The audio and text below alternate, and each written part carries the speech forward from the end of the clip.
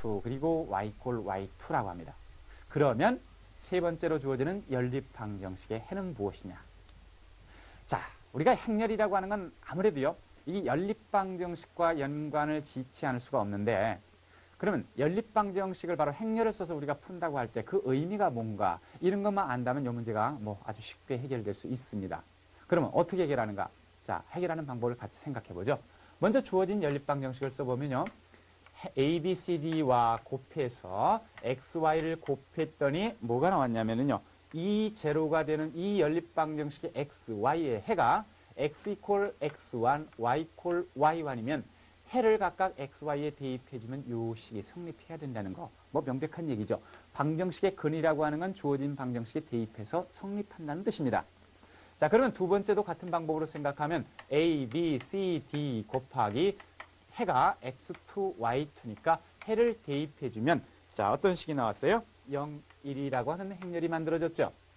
그리고서 이 두 가지 조건으로부터 우리가 이제 생각하는 것은 뭐냐면요, 연립방정식 A, B, C, D 곱하기 X, Y의 해가 자, 이렇게 되는 게 얼마로 되는 해냐면은 4, 3으로 되는 자, 이런 X, Y를 찾아내려는 겁니다.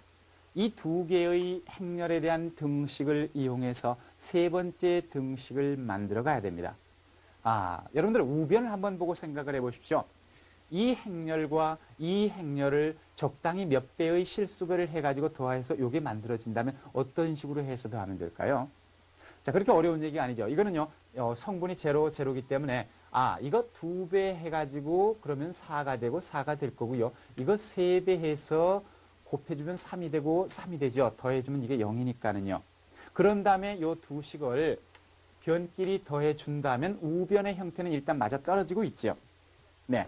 그러니까 요 생각을 하니까 여러분들 이 문제를 푸는 게 그렇게 어렵지 않게 이제 생각되는 건데, 여기 2배를 해줬으면은 좌변도 똑같이 2배를 해줘야죠. 실수 2는요, 여기에 곱해줘도 되고, 여기에 곱해줘도 상관없습니다. 자, 여기에 곱해줘도 되겠어요. 그 다음에 여기에 3을 곱했으면은 여기에도 3을 이렇게 곱해줘야죠. 똑같이요.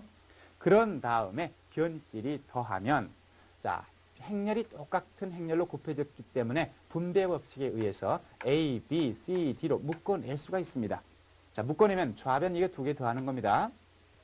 2배의 X1, Y1과 그리고 플러스 3배의 X2, Y2 이렇게 됐고, 그리고 우변은 이제 4, 3이 되는 거죠. 이렇게 됐죠. 자, 그래서 이렇게 이제 4, 3이 됐다면 이거 이제 정리해주면은 이런 행렬 형태로 되겠습니다. 즉, 2x1 플러스 3x2, 2x1 플러스 3x2 마찬가지로 2y1 플러스 3y2 곱했더니 4, 3이다. 자, 그렇다면은 바로 이 부분이 우리가 찾고자 하는 해 x, y 아니겠느냐? 그렇습니다. 이게 바로 우리가 찾고자 하는 해입니다. 근데 여기서 우리가 한 가지 짚고 넘어갈 게 있습니다.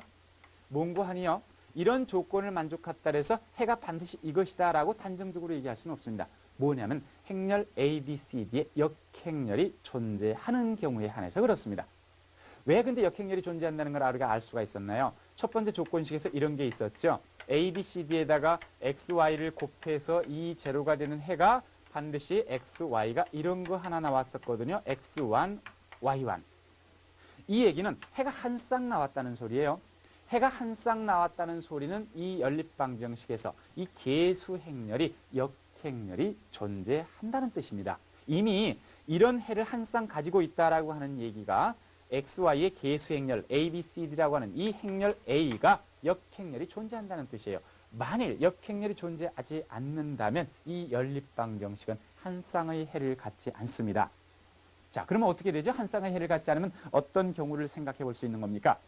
바로 무수히 많이 있거나 또는 해가 하나도 없는, 즉 부정 또는 불능의 경우가 되죠. 그래서 행렬 AX 이퀄 B꼴의 연립방정식의 해는요, 계수행렬 A가 역행렬이 존재하면 반드시 한 쌍의 해를 갖고 역행렬이 없는 경우에는 부정이나 또는 불능이 된다고 하는 것도 여러분들이 아마 알고 계실 겁니다. 자, 이렇게 해서 우리가 문제를 풀어봤는데 남은 이제 우리가 주관식 문제가 이제 남아있죠. 잠시 뒤에 이 주관식 문제를 또 함께 우리가 풀어보도록 하겠습니다.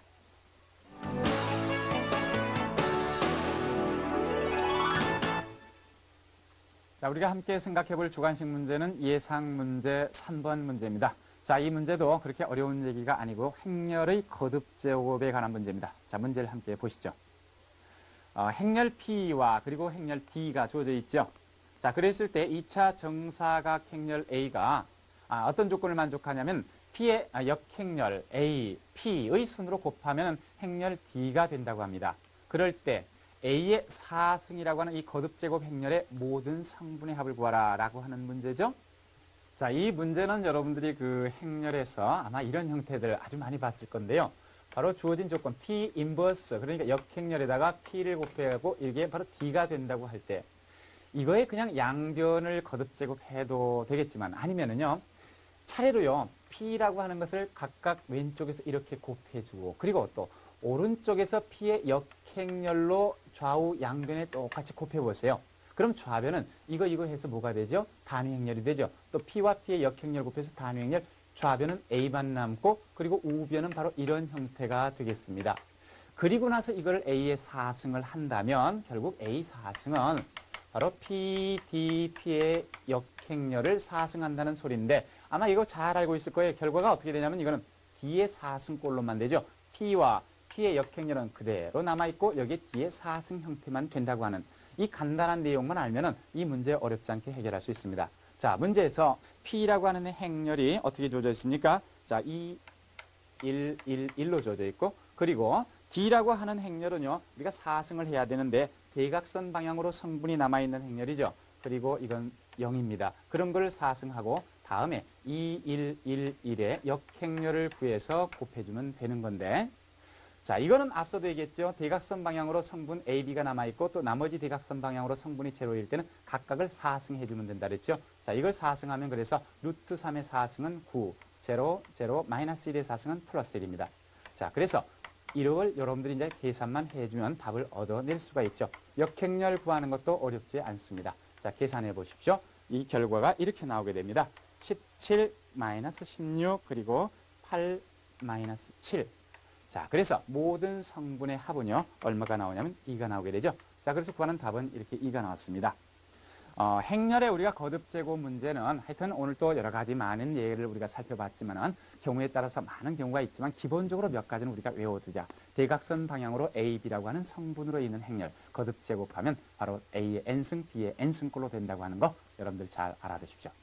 자, 그럼 오늘 우리가 함께 공부했던 내용들 중에서 중요한 그 핵심이 되는 내용들을 다시 한번 모아서 정리해 볼까요? 첫 번째 행렬에 우리가 그 교환법칙이 성립하지 않는다 그랬죠. 곱셈에 대해서. 그러나 이 AB 이퀄 BA가 성립한다라고 하는 것과 똑같은 동치 조건을 생각한다면 바로 위와 같은 겁니다. 즉 문자식 AB 계산처럼 똑같이 전개가 된다고 하는 것은 뭐가 우리가 그 전제가 되냐면 바로 AB와 BA가 같을 때 한해서 이런 계산이 되고 또 이런 계산할 수 있을 때는 이럴 때입니다. 그리고 또 중요한 얘기 바로 우리가 숫자일 때 AB가 수일 때는 곱해서 0이 된다면 적어도 하나는 0 된다고 하지만 행렬일 때는 그렇지 않다는 겁니다. 즉 곱해서 0이 되는 행렬이라 하더라도 각각은 0이 아닌 경우가 있기 때문에 자 위에 화살표, 가위표 성립하지 않는 거고요. 역은 성립합니다. 적어도 하나가 0행렬이면 곱하면 0행렬 되는 거겠죠. 자, 그리고 두 번째 얘기.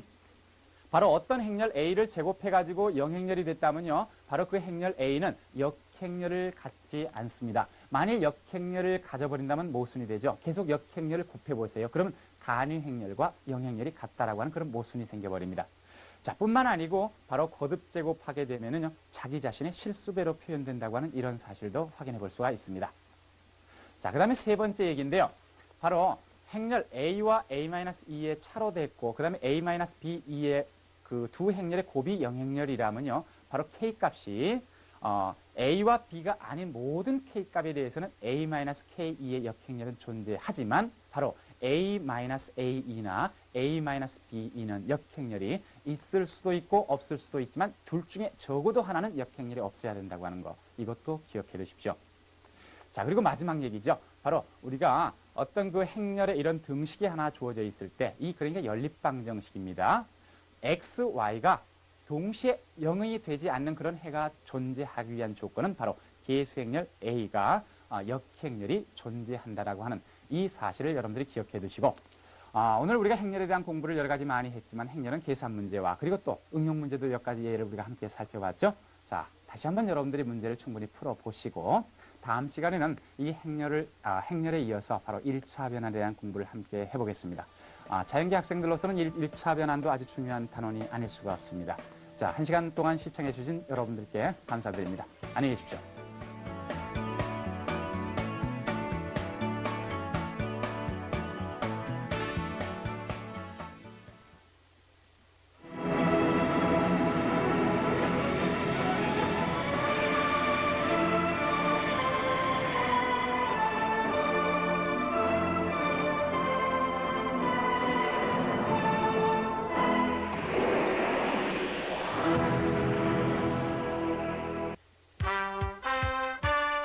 결실의 계절 가을을 맞아 교육 전문 채널 DSN이 알차고 새로운 프로그램으로 여러분 곁에 찾아갑니다. 그리고 올바른 자녀 교육 프로그램 엄마랑 배워요가 방송됩니다. 새롭게 단장된 DSN의 프로그램은 시청자 여러분에게 알차고 유익한 정보를 드릴 것입니다.